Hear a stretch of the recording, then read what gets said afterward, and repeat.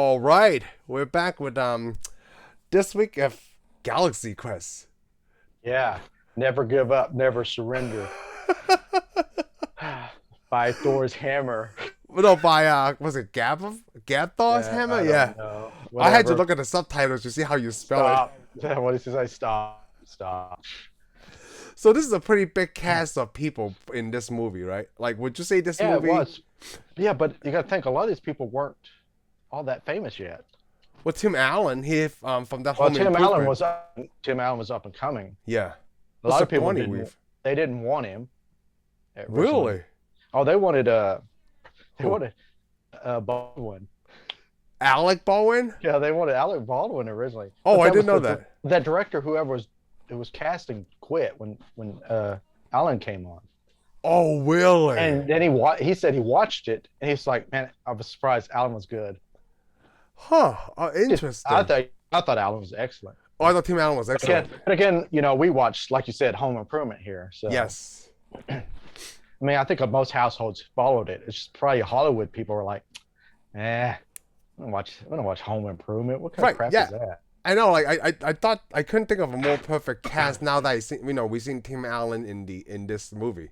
Well, yeah, everybody became some. I mean, the three main stars was, of course, Tim Allen, Sigourney Weaver, who everybody knows Yes. from Aliens, and then of course you got Alan Rickman, Alan Rickman is one of the perfect and then of course additions. Tony Shalhoub was Shalhoub, coming yeah. along, Yes. and there's a lot of people just kind of Sam Rockwell was in this movie. yeah, and he was this is early, long first movie. It really? Yeah, this was his first movie. Sam Rockwell's first movie? No, Justin Long. Oh, Justin Long, yes, We've already definitely. moved on. No, Okay. Sam Rockwell's probably still trying to be famous. Oh. I mean, I think most of these people were like, well, these are big names, but it's like a lot of them were up and coming. Then. Yeah, up and coming. This is Rainn Wilson was in this movie. Rainn Wilson is in this movie, yes. Did you notice him? Oh, I did. Dwight, yes. Yeah, and then what was her name? Daryl, no, not the lady who plays the love interest for Tony Shalhoub's character.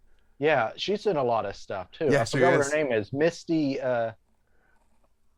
Misty Pyle. Yeah, Misty Powell. Because she was in Dodgeball. That's why I know her from. Oh, okay. Oh, she's just been in a lot of stuff. And Daryl Mitchell, the child pilot. Chill out. Yeah. Laredo. Laredo. So would you say this is mirroring like Star Trek in any way, except for way mirroring Star Trek. This is, I mean, basically this is. I like they ranked. What did they say when after Star Trek episodes came out? They had a poll to do what's the top 7 Star Trek movies. Yes. This was ranked in there. What? Star Trek people see this as a Star Trek movie now. Really? When I first saw this, right? I mean, like at that time, this movie came out in 1999. I had never seen anything Star Trek, right? And even I knew this was modeled like heavily on like Star Trek influence. I mean, come on, even because you've seen the badges for Star Trek, right? It's got the arrow. Yeah, the arrow. We see it in Space Force now, but the spaceship is it. If you turn the spaceship straight up and down, that's the symbol. Yes.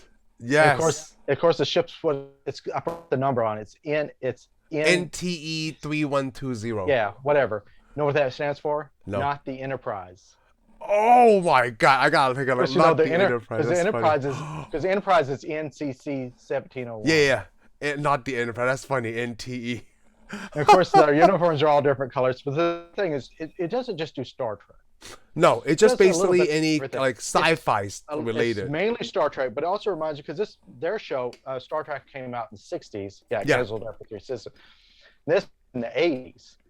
And Star Trek Next Generation started at the end of the 80s and ran through the 90s. But the thing is, when I'm watching, it's supposed to be like an 83 or something. Yeah, 83 was the last one. It reminds me of Buck Rogers, the 25th century. You ever saw Buck Rogers? I never seen Buck Rogers. Oh, it looks just like the production value, everything. But they make a lot of jokes. I mean, anybody that likes sci-fi in the 80s, 70s, I mean, this movie's going to strike a chord with you. Yes. Oh, I love this. It's such a good movie. Tim Allen did a good job. I mean, he did a lot of mannerisms. Yeah. Of William Shatner. I mean, you know that's who he is. Yeah. I don't know if you ever saw this. Now, this it also has a lot to do with this skit William Shatner did on Saturday Night Live. Oh, really? I did not know that. Yeah, he did a live where he was Captain Kirk going to a convention, and all these nerds come up to him, Trekkies come up to him, or Trekkers. Yeah. Come up to him, and of course he yells at him and says, "Hey, you need to quit living in your parents' basement. You need to get life." Well, it was at the time. I mean, it was funny. And Yeah. I mean, it meant well, because most of the people on Saturday Night Live were Star Trek fans too. But it did hurt a lot of Star Trek. Oh, it did. Feeling. Yeah. Well, I mean. Well, I could see that. It's a kind of a kick because everybody thinks Star Trek fans are these people that live in the basement. Yeah. That was the stereotype. And some are. What's that? So Star Wars fans. So I mean, get over it. I don't like it when people make fun of what what I mean. I live in a room in my house. Yeah, I live in the basement. I don't live in the attic, which is not wrong either, but it's a little creepier than the basement. I love the basement, okay? Because the basement is a huge living space. I don't know if anybody know that. I don't know who wants to do that. Or you can live in later on, this joke will be funny, house. Yeah. What I also like about this movie is like one of the first movies of a parody that I've seen. Like Airplane. Yeah, but this was a good parody. Oh, this is a great parody. This wasn't almost making fun of the scenes. It was lovingly making fun of the scenes. No, it did really well. Like another teen movie or something like that. That was just making fun of what was going on at the time. It's like Well, like scary movie, Yeah, and if you didn't those other movies, or you had to almost see all those movies jokes to get the jokes. Yes. I mean, like I said, you never saw Star Trek. No. You love the show. I love this movie. Yeah, I never seen the. It could stand on its own. Actually, you know what? If you still never seen those Star Trek movies, this would still stand on its own. Yeah, that's all. You don't have to have seen anything. You don't even have to be a sci-fi. They have those groups perfectly. Like we said, it was Justin Long's first movie, right? They have those teenage kids that was obsessed with the show, that they know more about the schematics and the technical stuff of the spaceship more than the actors. You weren't one of those, were you? Are you? I feel like you are one of those too. Yes.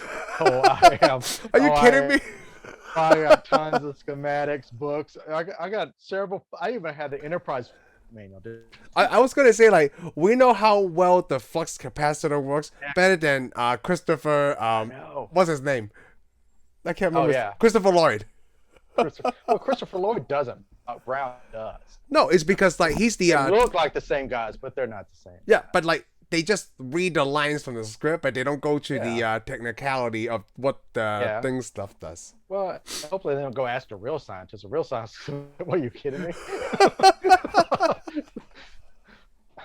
See, that's what I thought. Like, we were just making fun of that, right? But like, I guess these aliens, what were they called? The thespians or whatever? No, they weren't called the what are they? I forgot what they're called now. Termians. I'm sorry. Termians, right? What do they call them? Termites. Yeah, termites. Like, so they were actually smart enough to actually build a spaceship just from the show, like that they're watching. That's genius. Yeah, because and it's kind of like Star Trek too, because because the script just says makes the ship fly. Yes. So they got a panel, and I guess the next mission had a little more than the old Star Trek, because old Star Trek just had these lighted little buttons. They had to act like they're doing something. Yes. The problem is, by the Next Generation, they actually had the guys who made the show, a technical advisor, who had an idea of what you're going to press. Really? Yeah. Plus, the switches and stuff came standard. Impressive. Yeah. In the old Star Trek, you see this thing. It got it, and Scotty had it down. I mean, he knew what he did. But that's the thing. That's the thing. Fans watch that, and this is how you fly a ship by watching what they do. And the problem is, in the old shows, they didn't always do the same thing. No, right? By the time you get to the Next Generation, they try to keep it to where they're doing the same thing, especially if they see their hands moving. They're like, make sure you push the same buttons because TVs are better. People pause it, and then they're writing everything down. Oh, I never thought of that. Like, they want to make sure the sequence are the same. Like, hey, he said he started the ship this way, but then now he's using his left hand. Yeah, okay. I mean, apparently it didn't draw. If Data pushed the wrong button, I would know. Oh goodness! No, I never noticed that. If Worf is standing at the wrong panel behind Captain Picard, hey Worf. You stand at the wrong time. Get your Klingon butt over there. That's no, actually, I like that aspect of it. Like people are paying that much attention because I will probably do that eventually. Like when we were kids. That's just it's just like I live in the real world. It sucks. But it's nice to be in the fantasy world too. Oh, it's way better. And TV was the escape. I wish I could somehow get in it all the way in it. I'd be gone. I'd be like, yeah. I just like in Galaxy Quest they always show like how much fan there are, right? But the only thing that didn't make sense to me was they canceled the show back in 1983 for this movie. But I think they just wrote that in so that they would have a movie. Well, it's supposed to be like Fox. Well, it's supposed to be it's supposed to be like Star Trek. Star Trek got canceled. Then years later they brought it back. Oh. That's the same as this one. This show got canceled. These people are just living their life. That's the same thing with Star Trek. Star Trek got canceled in like '69. Yeah. So those guys did conventions. Well, of course, there was actually 2 seasons.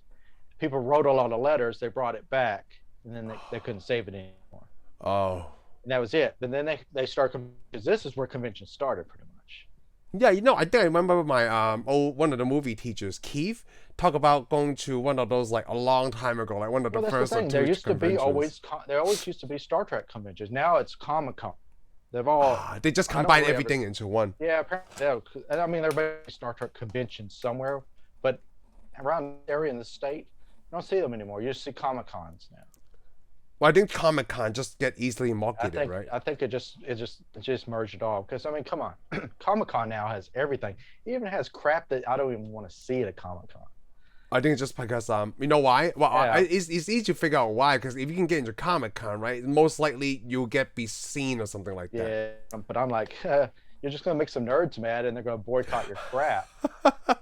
Come on, it's like it'd be like trying to bring football to Comic-Con. I'm like a violent person, but I'm gonna punch you in your face. Well, I know the Hollywood, how they market is, instead of putting NFL, right, they actually get some like NFL players in certain movies. That's how they bring it in. I know. Yeah. That's the thing. They had like something. It was, I forgot. Wish I could remember, but it was something sci-fi based, and they were promoting football with it.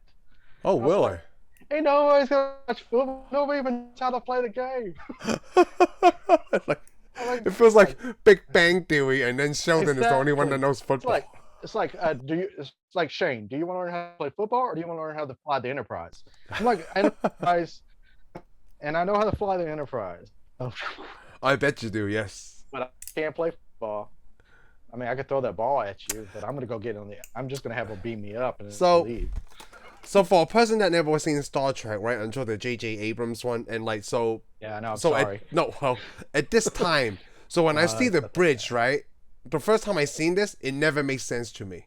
So the commander's basically telling, like, I guess all the departments what to do at the same time. There's only one pilot piloting the ship, one guy that's looking for navigation, and one person controlling weapons, and one person telling you the stats, right? Yeah, usually that's how it is. Okay, because I've never seen anything like that. You got your captain, and of course, usually it's a round room. It's changed over time, and then everybody, you got your helmsman at the controls.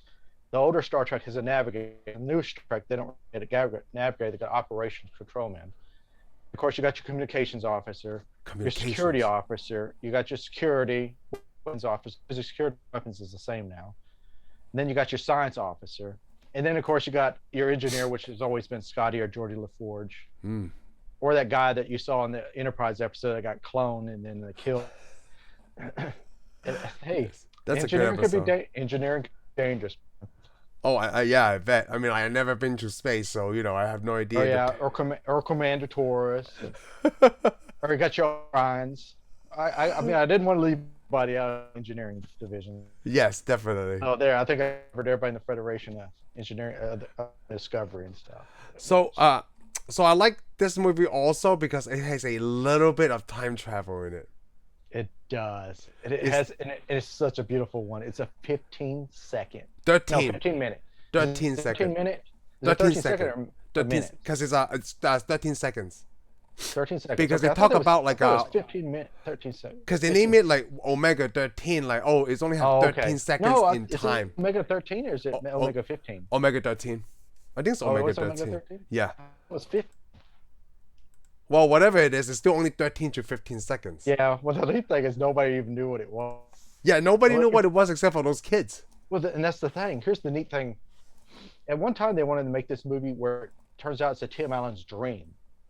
Turned out all this was a dream, which would make sense when you talk to those kids and they guess what it is. It's the Omega 13 device. Yeah, Omega 13 device. 13. Cool.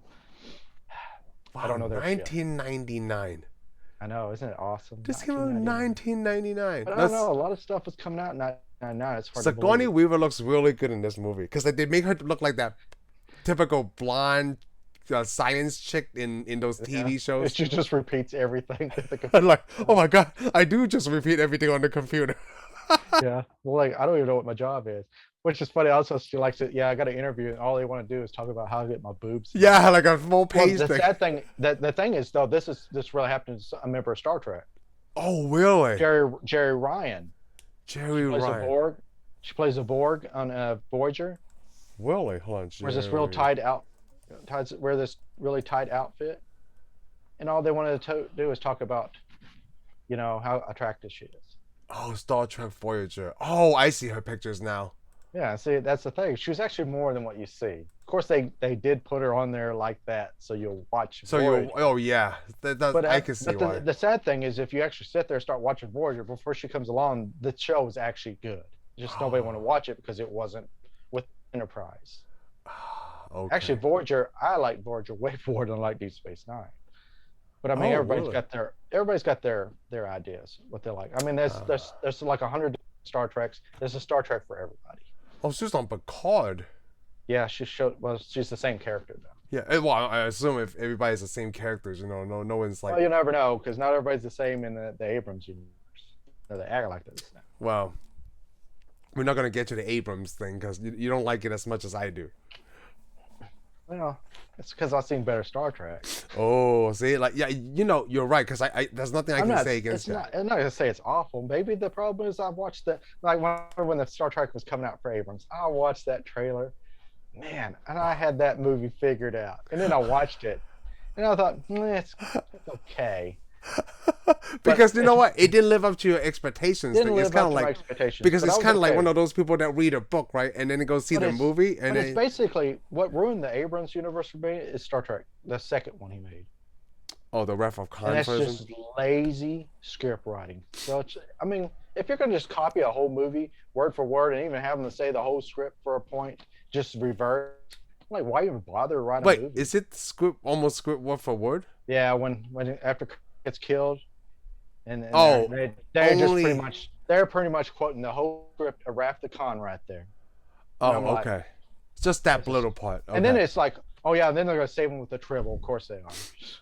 I'm like, man, somebody need to punch Abrams in his face and his two writers. Hey, you know what? It just didn't work for you because you don't like the alternative version of that one, okay? No, that's just laziness. That is Star Trek's multiverse. I want an apology from Abrams on that one. Apology like in Batman and Robin? Exactly. Oh, I don't know about that. That's not the same level to me. I want him to give me my money back for the theater. Well, what was the second Star Trek called anyway? Into Darkness. Star Trek Into Darkness. It took Star Trek right into it. Star Trek right into the dump. Okay. Come on, it could have been an excellent movie. That's the thing. It could have been an excellent movie. I thought it was an excellent movie. When I got to that part, I was like, of course. Hey, it is an excellent movie to me. It was awesome. And of course, if I would have watched Enterprise, I would have already known that RoboCop was the bad guy. Because he's in Enterprise and he's the bad guy. Oh, he's in Enterprise. Almost every time Peter Weller is in a Star Trek, he's the bad guy. Well, hold on. So did Peter Weller play the same character or just a Peter Weller? No, just a different actor. Oh, just a different character. There's always different characters, but he's always a bad guy. All right, I want to get back to this galaxy quest. I'm in order. I don't know. I also want to talk about the actor, the commander for the Thermians. I don't know. Yeah, Thermians. I recognize him from the sitcom Just Shoot Me with David Spade. That's the only thing I've seen him in. Yeah, that's probably the only thing I'd say. I couldn't recognize. I mean, it's like I recognized him, but I could not place the guy. And the other guy, that's almost his left or right hand man. I can't place the actor. Like, he looks like one of the guys I've seen on, like, on a comedy show or whatever. But then, not a lot of them have like it's not like a huge role, for all the Yeah, other. well, a lot of them probably play comedy. Yeah, You comedy. know? I Yep. bet you they're doing comedy shows. We've seen all of them. They all look familiar to Yeah. every one of them, but you can't place them because it took forever to place Rainn Wilson. I Yes. kept looking at the guy and I kept going, "No, this guy." He didn't have any lines though. Oh, yes, he did. When he said the limo, he starts off the talk. The translator, right? Yeah, no, he starts. Yeah, he's the one. He starts talking. He's the one that talks, and he hands the Coca-Cola. Oh, it also say his film debut is Rainn Wilson and Justin Long. I'm looking at Wiki here. So a lot of people got started on this show. So that's the one comment I want to talk about. Since these is like these aliens, right? They were able to create this ship, but they're so naive. They couldn't figure out it was a TV show. They keep calling historical documents, and then right away the crew is like historical documents. It's like people that are so smart they can't get they can't pick up on satire and all those other things. Oh. So this Galaxy Quest show is like a satire to these aliens. Because I love that when they mention Gilligan's Island and then they almost start crying. Oh, those sad people. On the island. Oh, they're so sad. Well, it's so sad. They didn't like it when they tell about lying. We don't like lying, but we're picking up a lie. Oh, the deception. Yeah, they don't like deception. Yeah, the concept's new to them. That's why they have television. I'm surprised that other alien race that did the deception stuff were not able to annihilate all of them at once. So I guess everybody on this ship was the remaining oh yes, it even said. Yeah, it even said that. Yeah, they were the only last people. Well, you see them when they leave though. When they do that dock with the ship, they only have like a chunk of planet with some stuff on it. Yeah. So, and then eventually it says when Tim Allen finally wants to give up, they're like, well, this is all of us. Yeah, this is all of them. Yep, they then can't go pick them up. Yeah, because it feels bad for deceiving them then. So, I also love Tim Allen's, like, one of the major things I love Tim Allen in this movie was, like, when they show the 80s stuff, he had an awesome mullet. Yeah. It's the awesome mullet, right? Like, it's like the same one he kind of had. I didn't think it was that awesome. Come on, when was the last time you seen anyone, like, right now, I seen some kids, because during COVID or whatever, right? Because I was say, yes, I work with there's a person that works for my store. It's got a mullet. He's rocking a mullet, and it actually his mullet actually looks like what, Patrick Swayze? Southbound Down, man. What? Yeah, Southbound Down. I love North. Is this Southbound and Down? Northbound. Or is it North? Yeah, Northbound and Done. Danny McBride. Yes. Yeah, it's got. I mean, this dude. He doesn't look like Danny, but I mean, it's like Danny McBride would go, dude. I'm gonna give you an Academy Award for that. This dude is rocking the mullet. He's a younger guy, but every time I seen a kid, right? I wish I just had enough hair to rock a mullet. Oh, every time I see a kid when we out shopping, like around my city, like every time a kid has that mullet, right? I'm like, dude, I love your kid's haircut. It's like, dude, don't bring that back. Because I told Heather, I want to grow a mullet. She's like, no. There's pictures of me in the 90s in New York, right when I first came. I was rocking a mullet. that was the haircut. Well, was it a mullet or was it like most of the people from Hong Kong? Remember way back there, everybody's got that. That's the haircut. That's the mullet. Got that Bruce Lee, the 70s look. Yeah, it's the mullet, man. I didn't know that was a mullet, but hey, okay, cool. Oh, it's just so funny. That was the haircut back then. You ought to grow the mullet back. Come on.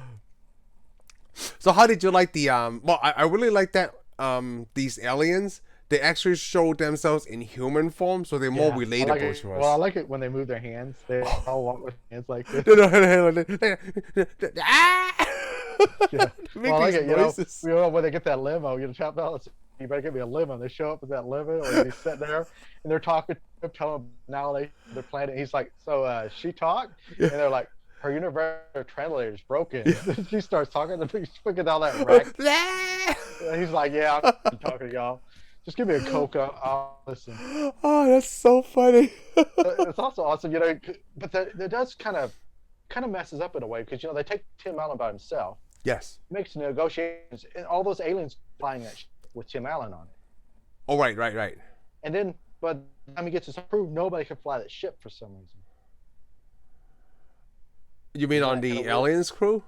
Yeah. Oh, when the first time they took Tim Allen onto the... Yeah, they took him on the same ship. Right. What happened? Because, I mean, then when he comes back with his crew, they're taking the ship like it just got finished. I'm like, so why was he flying the ship if it was just now finished? Oh, I didn't think about that. Maybe it was a shakedown. I don't know. They had a... Okay, so let me get this straight. Let me see if I can remember this straight. When they first pick up Tim Allen, because people were leaving. They put him on a ship, right? Or was it not a ship? It looked like his ship. It said, finished your ship. Oh, yes, right. Was it the Protector 2? And so he flies out to see the bad guy, and he shoots the crap out of the bad guy. Yeah. But he has crewmen. There's a guy flying the ship. Yeah, that's all. It's the original crew. He's got crew. He's got all alien crew. Did they say that they couldn't fly it? I can't remember. Yeah, later on when he comes on the deck, there's no crew members. It's like they're like, well, we're great scientists, but we can't work our own stuff. Oh, so that's how they explain how they can make that. Yeah, they're excellent scientists, but they're, and I don't know if it's just because they given up, or they just grabbed the other people, or maybe because they did have a crew. Because remember, it shows them with a captain, and the captain gets killed. Yeah, the captain gets killed. Yeah, he gets tortured. I don't know if that's. I don't know. That must have been a different ship. I'm sure that guy destroyed his ship too. Because he was trying to. You know what? I have no idea what these aliens wanted. Because they wanted to negotiate, right? But at the same time, he wanted to annihilate them. So what does the bad guy want? The bad guy just wanted to destroy him. He wanted the 13 set. Oh, that's right, the Omega 13. But basically, he wanted to wipe them completely. Yeah, he wanted to wipe them, but it's like, so what's the point of negotiating? Well, because he likes to come up and ask the negotiate, because they always show up to negotiate, and then he kills them. Yeah. That's how you beat. That's how you beat anybody on this planet. Oh. So you want to negotiate? They show up and you shoot them. I mean, the United States just do that way. We don't do it that way anymore. That's probably why we don't win wars anymore. Hey, nobody wants to talk to you. But hey, we all the way up to the 1900s. That's how we negotiated with people. That's the first element of surprise, right? Like, hey, okay, I guess they don't want to talk it out. Boom! Oh no, they don't. Well, hey, I mean, come on. If you show up in port, they're like, hey, we don't trade. If you show up in ports with several warships and you just start blowing up, they're like, hey, yeah, we'll trade with you. I mean, come on. Yes. That's how we ended up with trading with Japan and Korea, because they're like, we don't talk to people. I'm like, well, they're going to talk to us. So, what is it? Alan Rickman.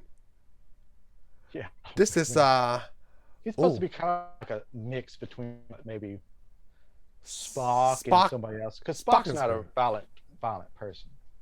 No.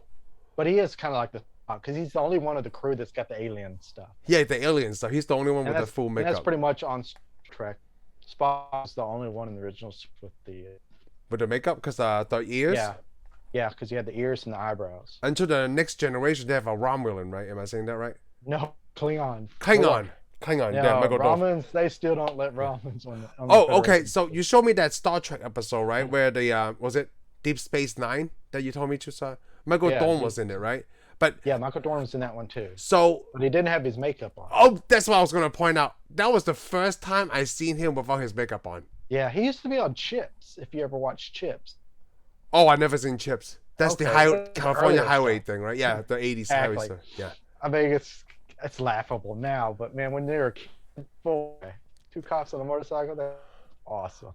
Oh man, no, yes, I never seen Michael Dorn. Because every time I seen him, he's always had that Klingon makeup. Here's the thing. Here's the neat thing about Michael Dorn. Michael Dorn was just the right place at the right time. What do you mean? He was an extra on The Next Generation. Okay. They just wanted somebody that looks like a Klingon, so they picked him, put the Klingon makeup, and he was just a background character. Just walked around in the background. The lady they picked, I forgot what her name is, Denise Crosby. She played Tasha Yar. She was the security chief weapons officer. Okay. She went out of her contract, so she gets killed, and they're like, "Well, we got to put somebody in there." And Worf became the guy to make all the stuff, became a fan favorite. So they're like, "Let's try him out." Boom. And oh wow! And this guy, he's on Star Trek. He's so popular. When Star Trek Next Generation ends, he gets to go to Deep Space Nine to put on it to save the show. I mean, that's why you're tuning into it, because I mean that's Because I mean, O'Brien was one of my favorites too, but that's why he came on there. And he's been in everything. And then he came, and not only was he on Deep Space Nine when they made all the Star Trek Next Generation movies, that he had to leave Deep Space Nine to get on the Enterprise. They had to come pick him up so he could be in the movie. Every one of them. I mean, come on, you can't have it without Worf. I mean, he's like one of my favorite characters. He's just like I said, right place, right time. Because he's a Klingon. He was not even a major member of the crew. Yeah, and he's supposed to just show that the only reason they had him as a Klingon because the older series, Klingons and Federation were at war all the time. Yeah. They moved on. Oh, I like that. That's what it's all about. It's about moving on because the Federation is supposed to integrate people, move on, keep going. I know. This is the thing about nerds, right? We just people just work together and get along and help each other. That's I mean, like, the way it's supposed to work. Can you imagine Star Trek? Like, man, I don't hate Klingons, man. I hate Klingons. They like to eat fried pickles or something, you know? I mean, that's the stereotype. And it's had that, and it's had the stereotypes. Captain Kirk had it, but he knew it too. Oh, really? Yeah, but he had a good reason too. But this thing, they played it off with O'Brien. He did the Cardassians. Because of the war and stuff. And I mean, they kind of, but they never should get so far that where they're just racist. So what's Tony Shalhoub's character? Is he the engineer? He is the engineer. Because he's really quirky, you know. He's like, hey, I love him. Like every time they see him on screen, he's like, these guys are saying this thing is not working, so you know.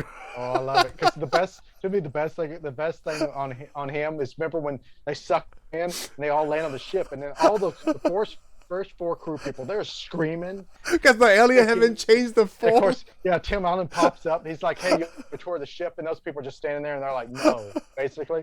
And of course, only just pops. He's like, "Yeah, I'm down. Let's go."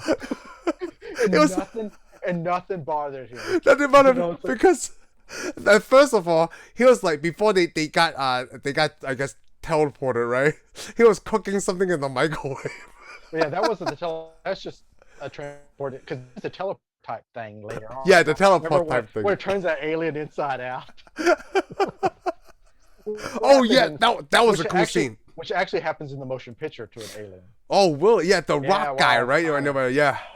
Yeah, well, actually, they turned a Vulcan inside out on them. I love that scene when they went to the other planet to pick up the energy source to start up their ship. Here's the neat thing. When they go pick up a beryllium spear. Yeah, beryllium spear. All they needed to go to the shadow and get that beryllium spear, and they would have been okay.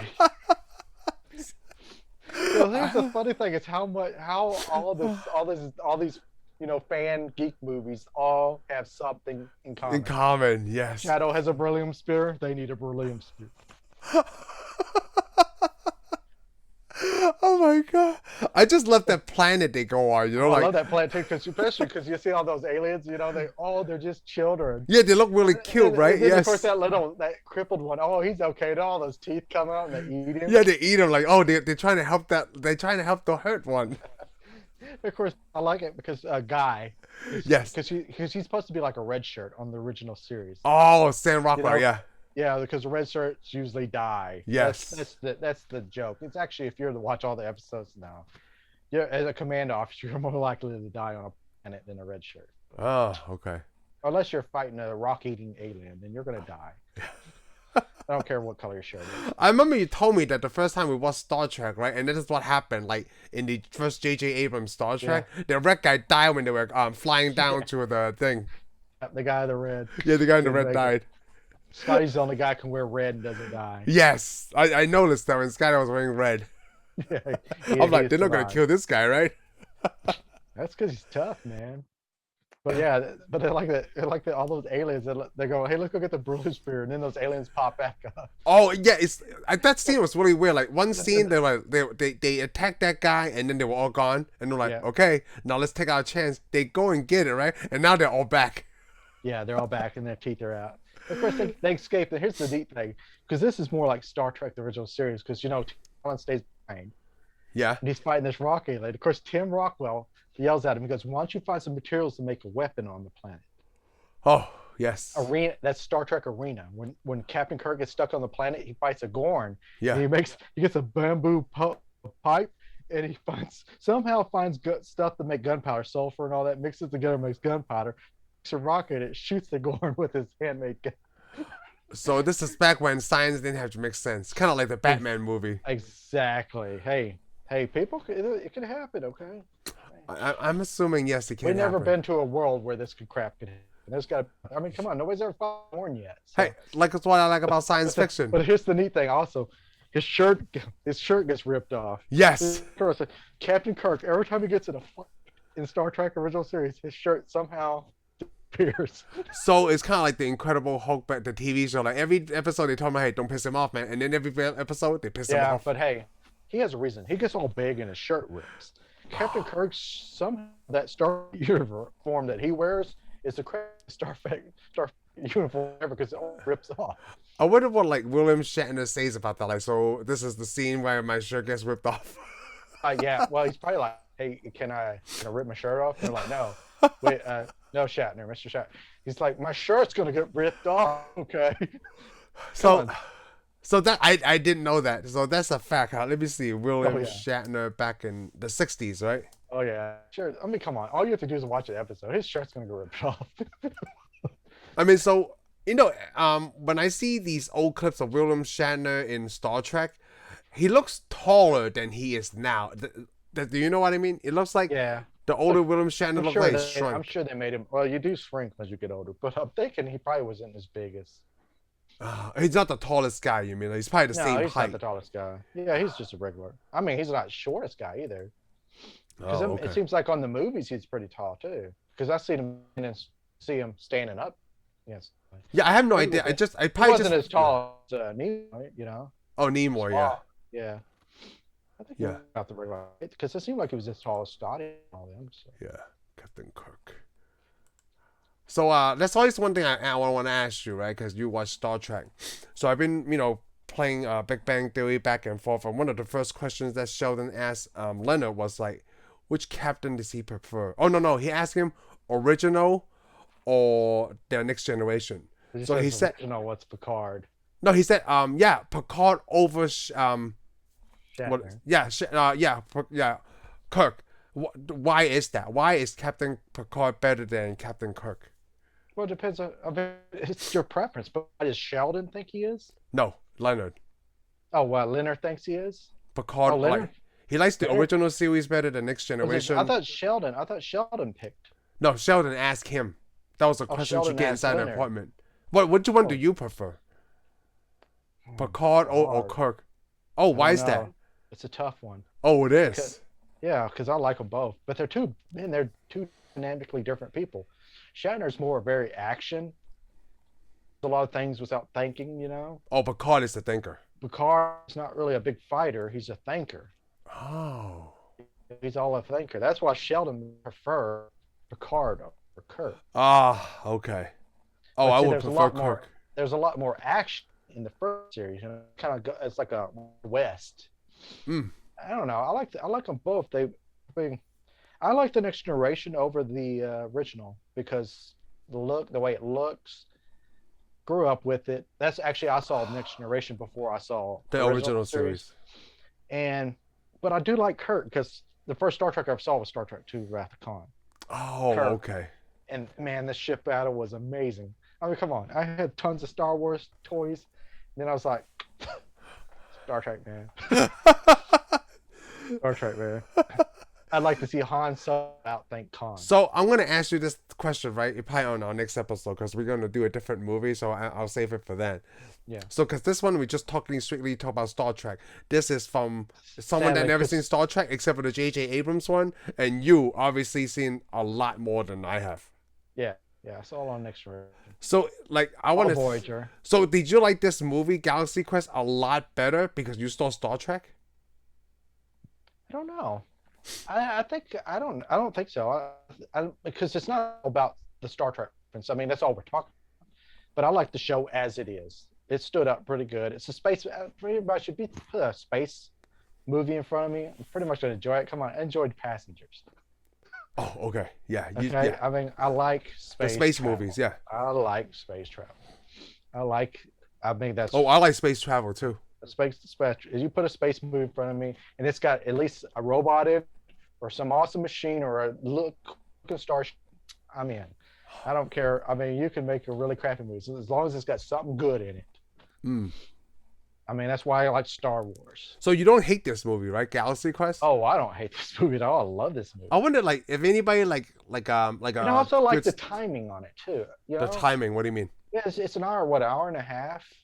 An hour 50 minutes almost. Like it's under 2 hours, which is a great. Yeah. I thought it was pretty good for the time because I got other things to do and I like to sit down, enjoy it, and go do something else. I hate when you sit there, and you got things to do and the movie's just not going. Yeah.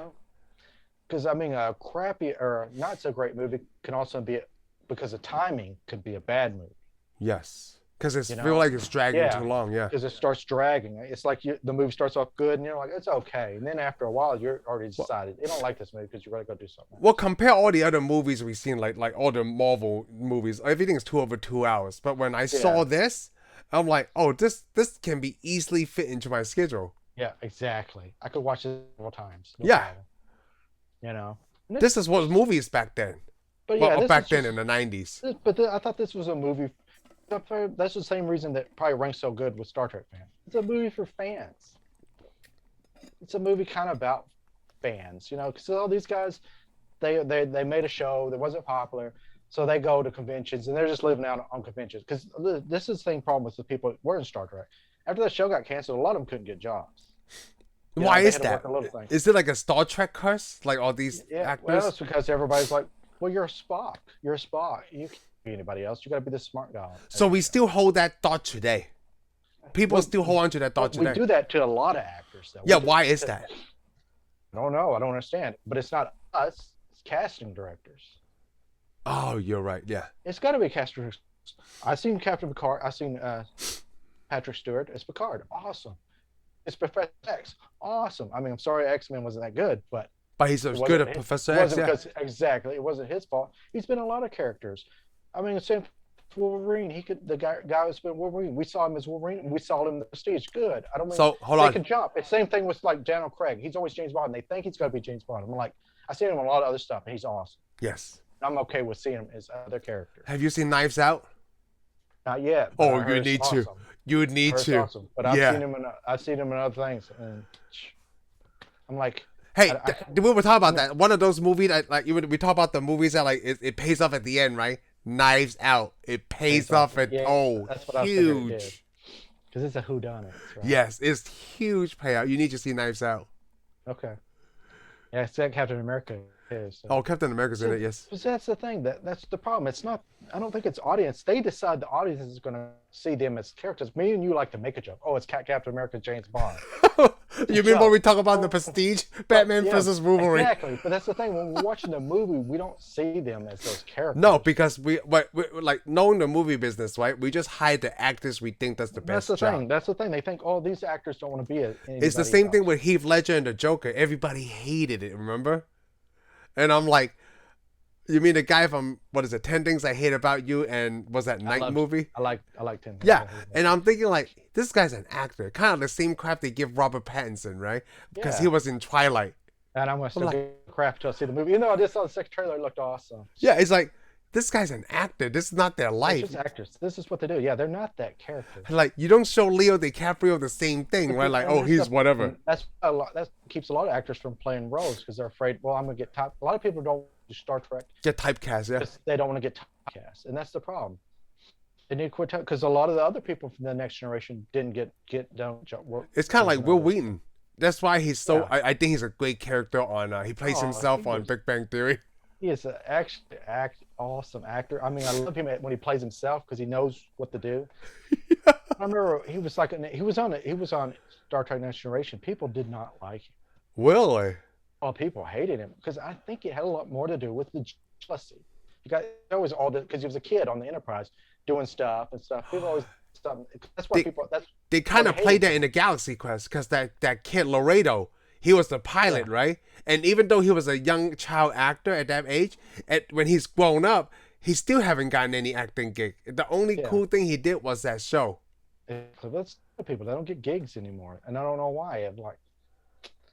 I don't know. You hire an actor, because everybody always does that. It's always like, oh yeah, they're in Star Trek. I love Star Trek, but now I got somebody else. I'm like, why? You like this guy? Because I'm like Brett Splinter or Spiner. I can't Yeah, say yeah. his name, but he played Data. I mean, he's an excellent actor, and I've only seen him in a few roles. He always plays supporting characters, but he was in Independence Day. Independence Day is the only one I know him in. I didn't even know he was in Star Trek. Oh, he's an aviator. He was? Yeah, he's the guy that builds works the manager for Lockheed, builds the not the Pan Am, builds the Constellation for Howard Hughes' character. I haven't seen The Aviator in a long time. Oh, and the aviator, and he goes, hey, man, you got something on your jacket. You need to get it off. Oh. He has jacket. That's right. Apparently I watch Aviator too much. Oh, you told me about Aviator. Because I love it. I love Aviator. Alec Baldwin is in it, too. Yeah, Aviator's probably one of my favorite movies. For Leo. Oh, yeah, okay. Well, Martin Scorsese's directed. Yeah, I would say it's more my favorite Scorsese, whatever. Scorsese movie, yeah. Scorsese movies. Yeah, because I'm not really into the gangster stuff all that much. Oh, okay. Wow. I forgot what we got tracked off on. Oh, well, I still want to talk about Will Wheaton. I like how in the Will Wheaton, in Big Bang Theory, his character transformed from a mean kid to like, okay, back to the okay. Guild. Remember the Guild too? Yes, I love the Guild. Oh, he was awesome in the Guild. Yes, because he played a a-hole. Yeah, but I do like it. Yeah, he was an a-hole in a Big Bang Theory, but then they transitioned his character into not an a-hole anymore. Yeah, but, I mean, he's a fanboy too. Yeah, in real life, he's a real life hardcore fanboy. Yes, because I mean, I watched he had like a video on William Shatner. Oh, really? It's very interesting. It didn't end very good. Oh, that's why you don't meet. That's why you don't meet your heroes. But if the chance, I like Shatner almost more than Picard, in a way. But if I got to meet anybody, I'd meet Patrick. Oh, I would want to meet Patrick Stewart too. Oh, that's one thing I want to talk about Patrick Stewart. He played King Arthur in the Man in Tights, Robin Hood. And he was in Excalibur too. Did you ever see Excalibur? I don't think I've seen Excalibur. Excalibur, yes, he was in Excalibur. He's in Dune too, man. Really? The old one, yeah, the 80s one, yeah, I figured that. Dude. Yeah. He was in the original Dude. I was like, man, I had her car. But yeah, has he seemed the same to you as he aged from 80s to now? He doesn't seem to be aging to me, man. Oh, interesting. It's like he got to that age and boom, they're like, hey, go Star Trek, we're gonna have to inject you with some special stuff. So you're telling me since like I guess he's probably in his 30s, right? When he's shot Star Trek, he just kept his head shaved and he looked the same all throughout. He didn't have any hair. He didn't have any hair. Yeah, because a lot of people made fun of it. They tried to make him wear a toupee for Next Generation. Oh, really? And that would kind of look weird. Of course, yeah, you know, the Gene Roddenberry didn't want an old guy. Oh, okay. But the funny thing is, after he got the role, Gene Roddenberry actually stood up for him. Really? Because the reporters said, "So you're in the future and you got a bald guy." When they saw that problem, and Gene Roddenberry's like, "They're so far in the future, they don't care anymore." No, that's good. Yeah, they don't care anymore. Yeah, that superficial crap is gone. Well, yeah, you know, people think they can say something to you, hurt your feelings. I'm like, yeah, whatever. That's good. I highly agree. Like, why would you care about hair? Like, that's not an important feature. Like, we're going to space, man. No, I don't think he's catching a card. I mean, if he could fight with a bat left, like he could go to the Klingon homeworld and fight big Klingon. Traveling to space. If you have a checklist, hair is not on my checklist of things to worry about.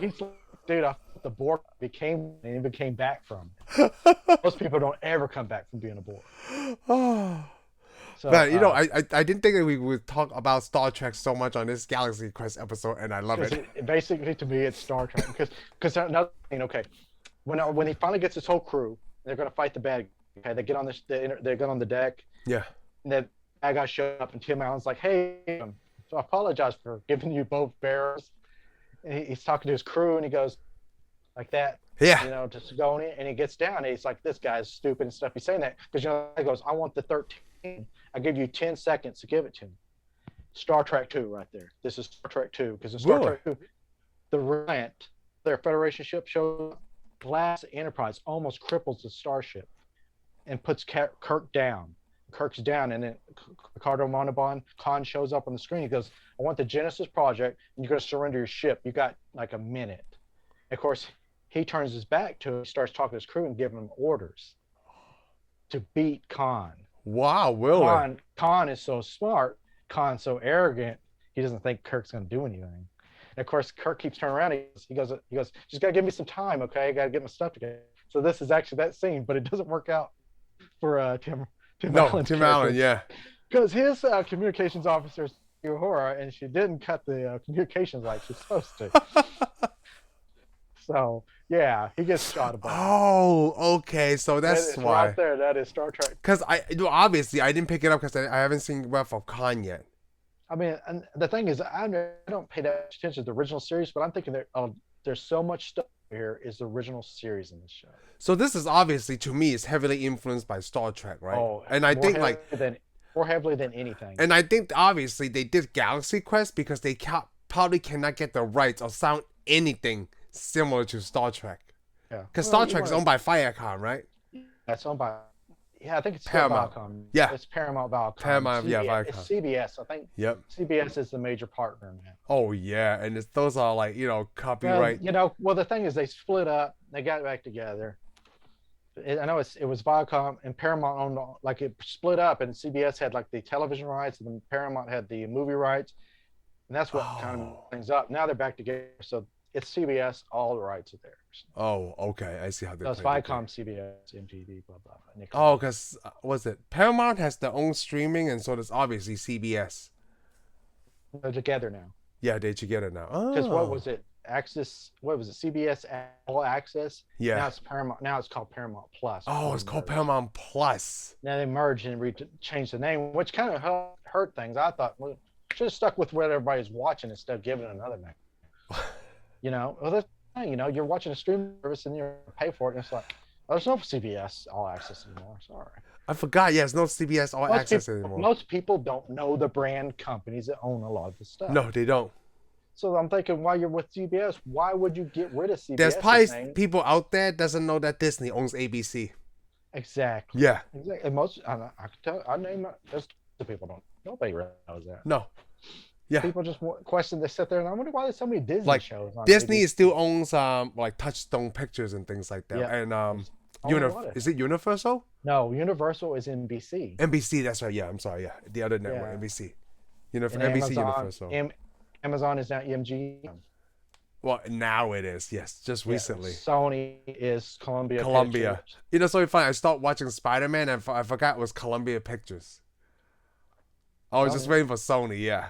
Yeah, you're waiting for the Sony. Yeah, I was like, oh, Columbia Pictures. Like, if you even say Columbia Pictures, a Sony company on the bottom. Yeah, exactly. Yeah. Don't they do the Sony? Because remember, Sony just had their own Sony Pictures. Yeah. Yeah, it did. I think that faded away, and then they had Savoy. Was that Savoy? Was that Disney or was that them? I don't know. They had two more studios. The neat thing is Touchstone. Yeah. Not Touchstone. What's that one with that looks like film strip? Oh, New Line Cinema. New Line Cinema. Yeah. Here's the neat thing about New Line Cinema. New Line Cinema did old Daredevil. Affleck's Daredevil. Yes. They did New Line Cinema. You know who is New Line Cinema? It's Warner Brothers. Is it really? Yes, it's a Warner Brothers owned company. Oh, wow. Which I always thought it was cool because I think they did Blade too. Oh, that's why New Line Cinema was Blade. Yeah. So basically, Warner Brothers was getting that Marvel money at one time. Yeah, they did. But again, I said it's not a big deal since, remember, was it Fox Studios was the original Batman 1960s? Yeah, that too, yep. Oh, hey, whatever. I mean, at one time, Paramount, was it Paramount? No, 20th Century used to do Star Wars for Lucasfilm. Really? Paramount. Oh, that's right, yeah. And Paramount did Indiana Jones. That's right. The first Fox did the first Star Wars film. Yep. All the Star Wars was going through Fox, and all the Indiana Jones were going through Paramount, which is funny. Now they're all going to be through Disney. Because Disney actually owns it. Yeah, Disney owns it. Yeah. Wow. But now we gave everybody the grand tour of Hollywood they own. Let's go back to the gift shop and go through Man, it's just so tough with so many different companies. Yeah. I was trying to see who was distributing Galaxy Quest. I can't get to the internet right now. Galaxy Quest was SKG. What was that? DreamWorks. DreamWorks. Remember when DreamWorks was supposed to be this big giant studio? Yeah. Now it's a production group. Yeah, it's a production group. Yeah, they just make films under Paramount or some. I think they got bought. Maybe they did get bought. They may have got bought by Paramount. Well, I was gonna say that the special when, effects for this movie, right, was really good. Yeah, the special effects was pretty good for its time. Yeah, for the Rockman. They didn't do that many special effects. Yeah, that's the funny thing. The Rockman. There's another thing on Star Trek V. William Shatner directed Star Trek V and wanted a rock person like. He just said they didn't have enough in the budget, so they didn't get it. And the people claimed that they got put that Rockman, but they said that William Shatner watched this movie. He loved this movie, but he was also saying, "Why come I didn't get a Rockman and they got a Rockman in their movie?" Of course, he's like, "I don't know who Tim Allen's supposed to be." I think he was being sarcastic. So. You know, I'm sure he understood who Tim Allen's character was supposed to be him. Yeah. Oh, I figured that Tim Allen's character was him. Yes, it was, because in a way it was him, because he's always by himself. He's got that big table above everybody else. And he lost his shirt. He lost his shirt.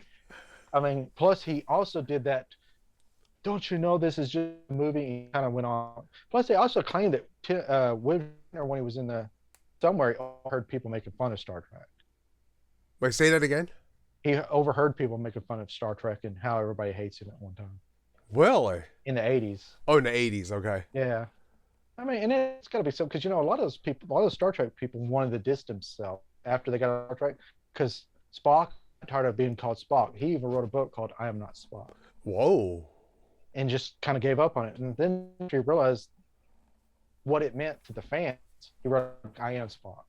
Oh, wow. He finally embraced it. It took him a long time to embrace it. Same thing with William Shatner. He kind of gave up on it. It makes sense, because there was a time in their life, right, after the show was canceled, they probably wasn't getting any work. They wasn't getting anything. I mean, look how long it took to take off. And now they're like they're giant American icons. Yeah, Leonard Nimoy was... All of them. Yeah, Leonard Nimoy was Centennial Prime, okay? I will always remember that.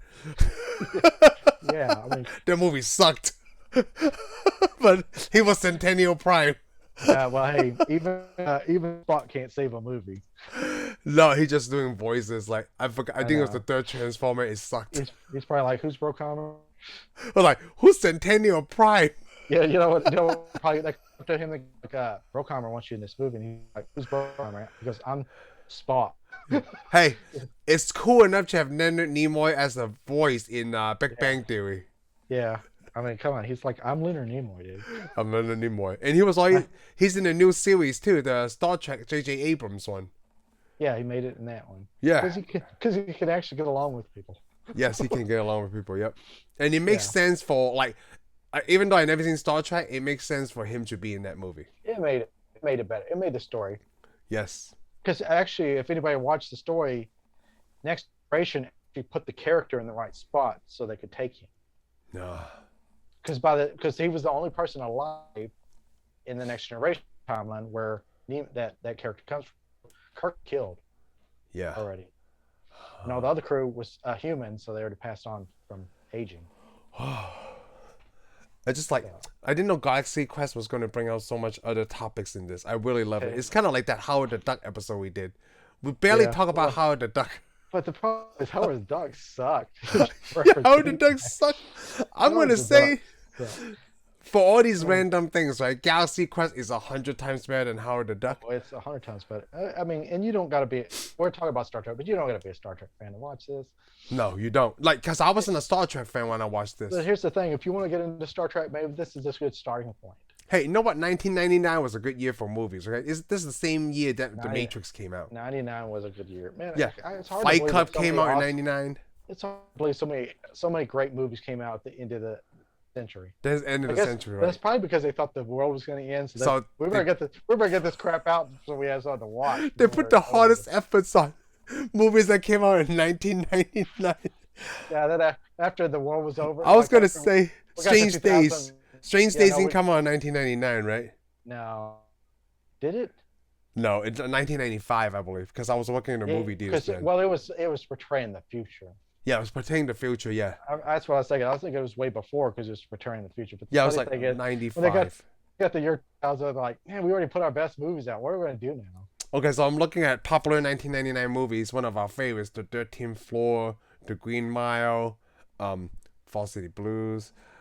Hey, I actually like Varsity Blues, even though the Texas accents are kind of. Yeah. Sees All That, Sleepy Hollow, Cool Intentions. Hey, movies. 10 Things I Hate About You. 10 Things I Hate About You. The Matrix, October Matrix. Sky, Bicentennial Man. Bicentennial Man. Fight Club was my favorite. Blast from the Past. I didn't actually see Blast. I never seen A Girl Interrupted. The 13th Warrior. 13th Warrior. Came out in 1999. Which actually was supposed to call Eaters of the Dead. Eaters of the Dead. American Beauty came out in 99. Man, so there was just nothing but good movies. Man, Eyes Wide Shut, The Boondock Saints, The Bone Collector, Big Dead, The World's Not Enough.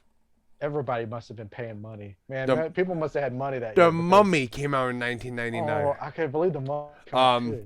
This movie title is going to disappoint us. Wild Wild West. I actually liked Wild Wild West, so don't be doing that. Oh, Mystery Men. Mystery Man was awesome. Office Space. You know, I don't know why people don't like Wild Wild West. Did you not like Wild Wild West? I mean, come on, it had Will Smith in it. You know what? It's so funny because I do remember the movie a lot. I mean, I went to theaters. Wild Wild West. I saw it in the theaters too. I liked it. Yeah. I don't care. Even if Will Smith, I mean, American Pie came out in 1999. American Pie was awesome. Deep Blue Sea. Deep Blue Sea. Come on, The Thomas Crown Affair. We could do a whole year on just the movies that came out in 99 and they'd all be good. I like this football movie, Any Given Sunday. Because Cameron Diaz played a character that I never seen her play before. Oh, South Park, bigger, longer, and uncut. Blue Street. Dude, that's a lot of movies that came out in 1999. Yeah, I can't believe stuff came out in 99. Still made money. The Phantom Menace came out in 1999. I don't know what I'm supposed to say to that. I don't know what I'm supposed to say to that. Nothing. I didn't watch. I can already tell you, I did not watch that in '99. I waited. Did you really? I watched it in. I watched it in the theater. But that was the year that we saw all those people going to camp at the front of the theaters. '99. Was it '99? Yeah. We went to see the what's the second Star Wars movie now? Attack of the Clones together, right? I can't remember. No, I didn't see any of the Star Wars movies with you. Oh, okay. I'm pretty sure I did. Probably just me and Cody then. Because I don't think I even knew you yet. Oh, you're right. When did we work at Lowe's? Oh, I worked at Lowe's in 2002. I didn't show up until like 2005. 2005? Oh, maybe the last one then. Okay. Yeah, it was 2005. I know we went and saw Indiana Jones together. Oh, we saw Indiana. I do remember that movie sucked because horrible. It sucks. We had to sit at the very back of the theater, and there's two teenagers sitting there talking, and the first thing they said out of their mouth is, "Who is Indiana Jones?" I was like, "What are you doing here? Get out and get that seat." Say, that means marketing worked, okay? Yeah, they came in to show up the movie, and they didn't even know what they were watching. I mean, I forget the kid that yelled, "Look, Daffy Duck," when they saw Howard the Duck. Oh, yes. Who was Indiana Jones at an Indiana Jones movie? Man, you know what? I don't remember that at all, but I do remember it's like most of the scenes were in the middle. That's the last Indiana Jones, The Kingdom of the Crystal Skull, gave me the same feeling as Transformers: Revenge of the Fallen. Yeah, we'll have to do that. Well, we won't get into it this show. We'll have to do that on another. We'll probably like give it like 10 minutes or so. Because that's all it deserves. We should just talk about it here, because I was just going to tell you. These two movies, right, gave me the same feeling in the middle of the movie. I'm like, oh, really? What the hell is going on here? Well, you're talking about The Dark Side of the Moon, huh? No, I'm talking about, Dark Side of the Moon was Centennial Prime. I'm talking about Revenge of the Fallen. In the middle of the movie. The thing is, I went from the first and jumped all the way to the Dark Side of the Moon. You told me it was bad, so I didn't even bother to see it because I think I was busy or something. That's why I didn't get to see it with you. Yeah, it sucks. I don't know. I saw it. Don't worry about it. Then I saw the fourth one with Mark Wahlberg. That one's not good either. It just, besides the first one, that's it. As soon as you watch the first Transformers, right? Stop. First Transformers is good. Yes, and then that was it. That's it. Don't watch anymore. And I think I saw the first one. I was like, G.I. Joe. And then they had Joe, and I saw it. And I was like, whoever made the rest of the Transformers made G.I. Joe movies. I mean, come on, these are good toys, and the comic books were great for them. Why couldn't the movies suck? Yeah. All right, so I guess we should these movies. We could beat on them some other. Yes, but I want to talk about the end of this movie. I really like the how Justin Long was in the movie. Like, he's in the beginning, and then like Tim Allen's character told him off, and then he actually turns out he's a big part of the movie. Yeah, he turns out the big part of the movie because he's him and his friends were really technical about how the ship works. They had their own little Galaxy Club. Which I had one too. I had a Star Trek club too. Yeah, see, like, it's just because he need, like, I like how it's because almost in the beginning of the movie, that little transponder, right, like the communicator got swapped, and that's how he was able to communicate with him. He's able to communicate with him, and he calls him up and gets all the tech. And so this kid's basically almost this officer. Yes, he is. And the thing is, I like it because he asked him, so what's this 13 do? Well, a lot of people think it's a bomb, but no, we think it's this for the stuff. So basically, in a way, that's why I said I thought this story might still have the dream aspects. Because if these kids go, hey, this is what it is, and it turns out this is what it is, how would they know that? I mean, I can get over here and I can tell you how warp drive works all damn day long, but whoa. Somebody calls me up and they're on the Enterprises. I'm sorry, I don't know if this book's going to help you. Huh. Oh, that's really interesting about the dream aspect of it. But I'm sure they changed it. But the movie was supposed to have been a darker movie because they even they cut out a lot of cuss words, even though you see them mouth them. Let's finish. Let's go ahead and finish this. Let's do the time travel. Let's go ahead and get this out of the way. Yeah. Time travel. Because I was waiting after I heard that time. I was waiting for when's he going to do the time travel. Because the 13 seconds thing, I know, me too. Yeah, I was waiting. I'm like, wow, how would you use that? And then when he hits that last scene, I was like, yes. Oh, it's so good. Because, they get kind of overconfidence. They think Tony Shalhoub's character walks on. Yes. It turns out it's the bad villain. That's when I knew he was going to use the time travel thing. He kills everybody, and then he turns it back. Man, that has a beautiful part to it. It is. It's just it's time travel done right. Oh, it's time travel done right, and then it works out. Plus, Andy's pretty good because, of course, he crash lands on the Earth, and it turns out it's a good show. It's a good Comic-Con show. Even the bad guy pauses out, he shoots him right on stage. Everything's a show. Yes. And it's what happens. They get the jobs back. They start a new series. Yeah, it's what was it called? The new series or the Further Adventures? I think Further Adventures something. Yeah. It would have been funny if they would have called it The Next Generation. Basically, that's what it was. But here's a scene that's neat. Like, okay, we were talking about where they. Because, Sigourney Weaver's character says the F word. Yes. And Tim Allen's character is supposed to say that this is a bunch of bullshit. Oh, I didn't know that. They blocked it out, but their lips say it. Because this movie is paid at PG. Exactly. It was supposed to be higher rating. They took a lot of blood out and violence and made it, because they decided, we need to show this was other film movies. Yeah. So I think it came out during holiday seasons, I think. Oh, I don't remember when it came out. But anyhow, the problem is, here's the thing that I thought was crazy. It really it's cool because, like I said, I watched Star Trek. I got all the manuals, all the parts of the ship. Yeah. They're walking through this ship, and then they're trying to get to this room where they got to push buttons, self-destruct. Okay, well, they come to these smashers. And of course, they're like, why would you have smashers on your ship? Okay, it doesn't make sense. I know. It doesn't make any sense because they have but they're like, well, there was an episode where we had the smashers, so those aliens put those smashers on.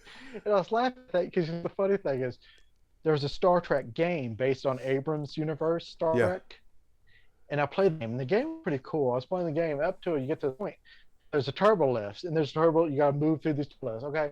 I got over that. I was like, no big deal. That's stupid because I know there's no place like that on the Enterprise. Yeah. Because they got this room stuff. I'm like, it could, cool. But then there's a scene where you got to run through these smashers to get in another room. There are no smashers in Star Trek on any Federation ships. There are not smashed on the ships, but I could not get through this on game. And I remember throwing the controller because I was like, and that's the last time I ever played this Star Trek game. I got all the way through that part. I could not figure out how to get through smashers. Me and Spock kept getting smashed. I was like, this is stupid. There are no smashers on a starship. That scene reminds me of Sean Connery in The Rock. Oh, yeah, Rock. Like, yeah, what is this part for? What is this for? I get it on Indiana Jones, but why? This is Alcatraz, so nobody can escape. I'm like, there's like flamethrower there. I mean, come on. Whoever like was writing it was playing Contra at the same time. They're like, yeah, We gotta do this. yeah. And they're like, hey, let's put our Atari 60 or Atari NES system down. You're right. That Movie. part didn't make any. The choppers like, what is that for? It didn't make any sense. And it's not a game, like a modern game, because you play a lot of modern Xbox games, okay? Yeah. They don't have that because you're not playing a side scroller, so you don't need choppers and levels and stuff. But it's in this game where you're playing this. I'm just like, how we moved past this? Was it on the PS2? No, it's on the Xbox 360, man. Oh, that was a Star Trek game. It's that far advanced, and I'm like, I'm gonna put the controller down. I'm just gonna go back and play BioShock and be happy, okay? Or Portal. It makes more sense than this crap. Oh, that's funny. I didn't know that was a part in that game for it. When I see the movie, I was like, man, how stupid is this? Oh man, I'm so glad you mentioned that. Because that was a really funny scene. Like, why do we have this here? I think it's funny, but it's like. I mean, I get it in the movie. It's funny, it's thing, but like anything else doesn't make any sense. No, because like engineering-wise, like what is this functioning? What is this for? There's nothing like that on Star Trek. I mean, there's no smashers or anything. I mean, they've had like where they have to go to the ship and not get burnt by like energy. I think this is making fun of like back then, right? You needed an action scene. Exactly. To me, this was more Buck Rogers-y. Oh, very Buck Rogers-y, yes. It's very Buck Rogers because they have to be the people that have to go through like some kind of weird thing on a ship. In your own ship. Engineers ain't gonna build that kind of crap on a ship. Why would they do that? What is this used for? Yeah, they're like, well, it will kill me. Adventure. Like, well, exactly. Eventually, Captain will have to go turn something off. We're gonna give him a little challenge. It's kind of like that part in Star Wars, right? When Obi-Wan's trying to shut down the generator, and he had to climb around that thing. Like we talked about that. Yeah, and there's no ledge. And after that, almost like anything that's owned the Empire has a stupid generator that comes out a ledge. As long as you're not afraid of heights, you can turn off the. You can turn it off. Just hold on to the edge, go around this thing. Yeah, just go around it. I mean, come on. Just imagine someone explaining to you. Even in the Mandalorian, remember when they go shut off that generator and they got to hang off the edge, and it has the exact same power plant as the person who built the Death Star. I'm like, what kind of stupid crap is that? I think they don't make fun of that, right? They did that on purpose on Rogue One, when they explained why they had that flaw. Yeah, it's they had great. The flaw. Well, I got the flaw, but okay. They rebuilt it though. They didn't have to put the stupid generator. Imagine like, I live in a house, right? Imagine like, okay, the circuit breakers. Imagine you build something like super dangerous. Like, what the hell is happening here? Yeah, you have to go out there's a door on the second floor that leads to nowhere. It's got a little thin ledge, and you got to walk out on the thin ledge around the wall of your house, and there's your circuit box right there. So there's no floor? No, we built a 2x4 that you have to walk around. Yeah, exactly. And here's the funny thing: you'd have to, when power goes out, you'd crawl out there and you're crawling along to go to your circuit box, and your neighbor walks up, "Hey, why don't you just get a ladder?" And then, no. Not only you have to get a ladder, right? Once you get around to the other side of the breaker box, no one can see you. Once you're behind that point, there's no blind spots. I mean, there are blind spots where they can't see you. Yep, it just falls into a bottom. What? Just follows it to a bottom. But when you're a kid watching this, like, whoa, this is awesome. Yeah, that's the thing, though. The people that there, the guys that work there, like, I sure hope that power don't go out. It's Bob, it's your turn. I got to turn it on. Like, oh, man, I don't want to walk on the 2x4. I don't want to walk on the edge. This is B-crap. Do I look like a Jedi or something to you? Every time. I'll rock, paper, scissors you for it. Yeah. I'll rock, paper, scissors you, Lizard Spock. But while we're there, we might point it out. Remember when he pushed the button and they thought it was going to blow up? Yes. It is the same as every movie you ever watch. Every TV show, movie you watch. 1 second. Yep. You almost die. Yeah. They're all like that. I don't know why it stops. And they're like, oh, yeah, because it gets to 1 second. It always does it on the show. Yeah, he also does it on the show. It's for... So that's the sad thing. Shock value. So the aliens program that ship. Exactly the same. Watch all this. They're like, in every show, it only goes to 1 even after they stop it. So it's got to go to 1. Yeah. Oh, man.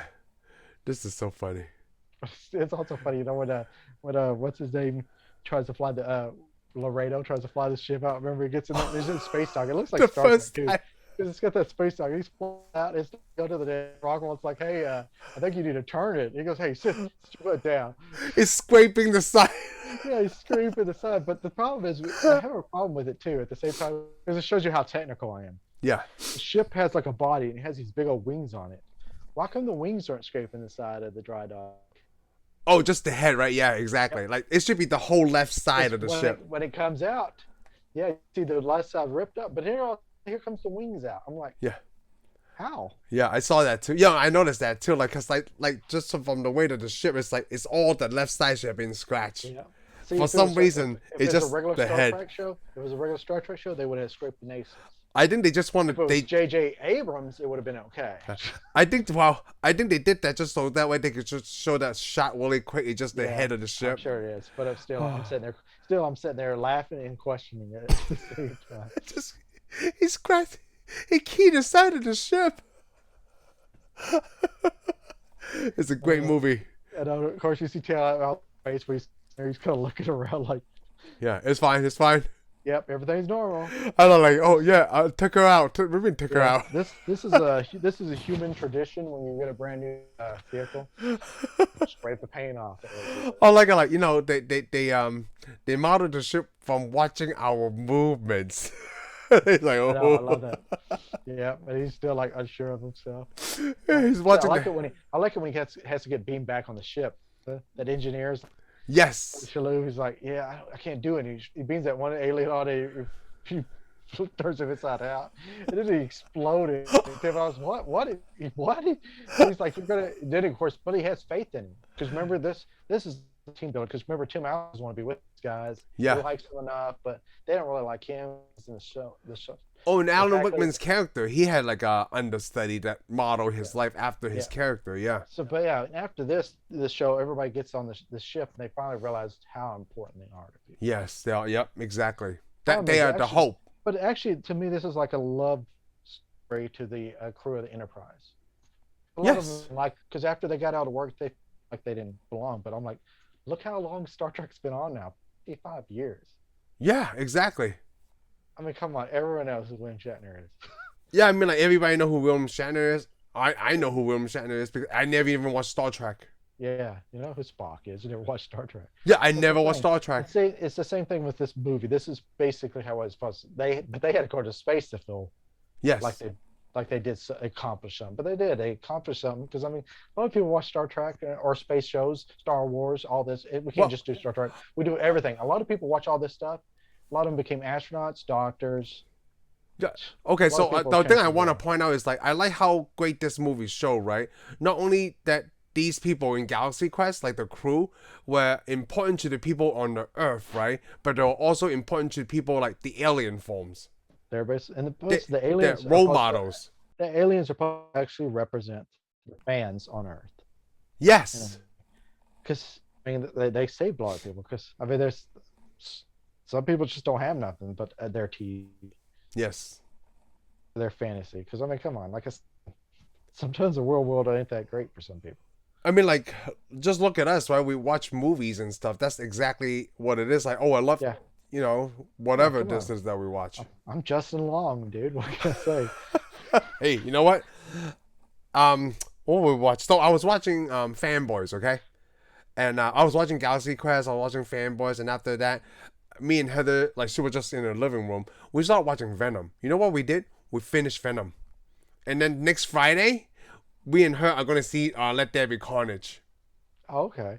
Yeah, it's just like it's these three very enjoyable movies to me. Is because I only watched Venom because after we watched Suicide Squad, the first one, like I think we said this offline, right? It sucked when I watched Venom. Like, oh, this movie's way better. Well, that's good to get it on because we want everybody to know the first Suicide Squad. If you saw it and you didn't think it sucked, it did suck. You just didn't know it. Suck. No, it wasn't. I don't know. I can't hate that much on the first Suicide Squad, but it was. I haven't seen the second one either. So it's not the best. I've seen the best. second one before I've seen the first one, and the second one by James Gunn. So it just basically tells me James Gunn knows how to do a movie. James Gunn knows how to do. The problem I think with the Suicide Squad is the characters, the cast. It should have been better. Yeah, I feel like top billing all went to Will Smith. That's the thing. It had all the people that could have been. Yeah, because Will Smith's character could have been.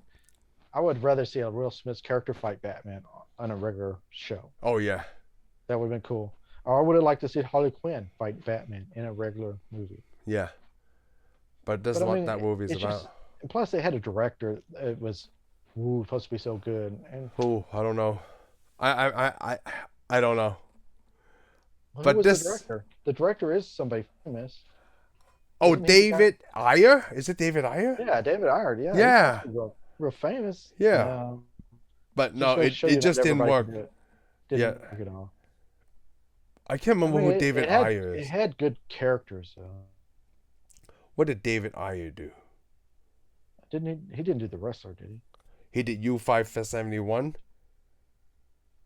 Well, he's not. He's a writer. Let me see what Tosh Time, Street Kings, End of Watch, Sabotage. He did Fury. Oh yeah, Fury's pretty. You told me Fury was good. It's World War II. Oh, I seen Bright. That one's okay with Will Smith, and it was about aliens and humans in L.A. Yeah. Oh, he did The Tax Collector with Shia LaBeouf. I'm sure he did some good stuff. It's just that movie didn't work. It just didn't work for him, yeah. But again, a lot of things from DC at that time weren't working. Yeah, you're right. And maybe that's the problem. Maybe that's the problem is because we always do this.